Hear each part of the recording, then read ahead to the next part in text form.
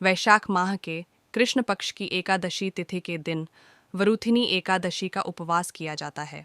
वरूथिनी एकादशी तिथि के दिन भगवान विष्णु की पूजा की जाती है तथा वरूथिनी एकादशी व्रत कथा का श्रवण भी किया जाता है। सभी एकादशी तिथि का एक अलग महत्व है।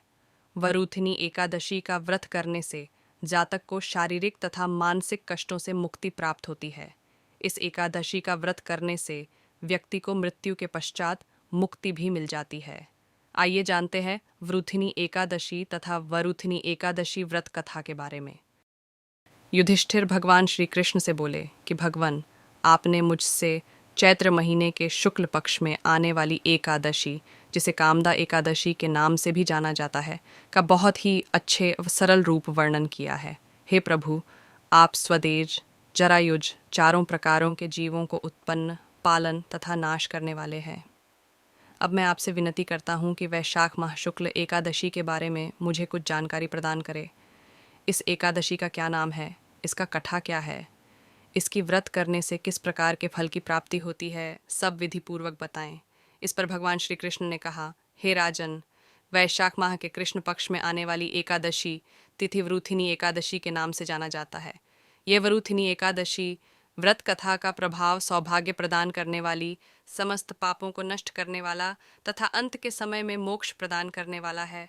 इस वरूथिनी एकादशी व्रत कथा के बारे में अब मैं तुमसे कहने वाला हूँ। पौराणिक काल में नर्मदा नदी के किनारे पर एक मानधाता नामक एक राजा राज था।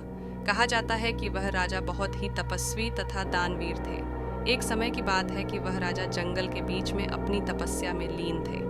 कुछ समय पश्चात वहां पर एक जंगली भालू आ गया तथा तपस्या में लीन राजा के पैर को चबाने लगा। कुछ देर के बाद वह भालू राजा का पैर चबाता हुआ उन्हें घसीट कर जंगल में ले गया। जब वह भालू राजा को घसीट कर ले जा रहा था, तब राजा बहुत घबरा रहे थे, किंतु तापस धर्म की पालना करते हुए उन्होंने क्रोध तथा हिंसा न करके वह भगवान विष्णु से प्रार्थना करने लगा व करुणा भाव से उन्हें पुकारने लगा। राजा की पुकार सुनकर भगवान विष्णु उसकी सहायता हेतु प्रकट हुए, जिसके पश्चात भगवान विष्णु ने अपने सुदर्शन चक्र से उस भालू का वध कर दिया, किंतु तब तक वह भालू राजा का पूरा पैर खा चुका था। अपने पैर को गंवाने के कारण राजा मानधाता विलाप कर रहे थे, जिसे देख भगवान विष्णु को बहुत ही दुहक हुआ तथा उन्होंने राजा से कहा, हे वत्स, तुम इसका शोक मत करो। इस भालू ने जो तुम्हारा हाल किया है, ये तुम्हारे पिछले जन्म का अपराध है। इसकी पूर्ति के लिए तुम मथुरा में जाओ तथा वहां जाकर मेरे वराह अवतार की पूजा करो तथा वरूथिनी एकादशी व्रत करो। वरूथिनी एकादशी व्रत के प्रभाव से तुम पुनः सुदृढ़ अंगों वाले हो जाओगे।